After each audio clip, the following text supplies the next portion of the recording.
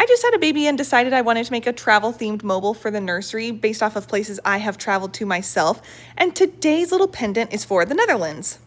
I initially thought I was just going to make a tulip and then decided I was going to challenge myself and make a little windmill. Here's me deciding where to put the windows, which was very challenging.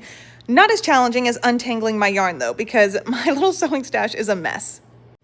For each of these little fluffy pendants, I start by sewing on all of the details on the front. So here I'm just sewing on the door, then I sewed on separately the windows, then the roof, the little blades, and then eventually flowers. When I'm working with felt, I generally do hand sewing just because I think it's a lot neater than using a sewing machine, especially with items that are so small.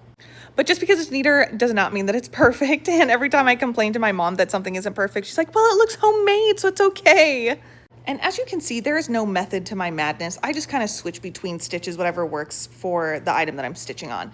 Now, I decided I wanted to do tulips and realized that using felt for the stems was not going to be a good idea. And I wish that I recorded this part because I'm just jumping into what it looks like at the end, but I decided that the actual flower part would be felt, and then I just used some thread to stitch the stems, which I think worked out well and looked a lot neater.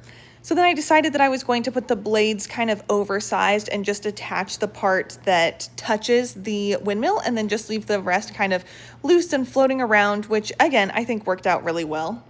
And this is what the front of the panel looks like. And all I do from there is just create a backing that is the same shape and size, but just plain. You can see it's just white here, and stuff it and then add it to a little ribbon.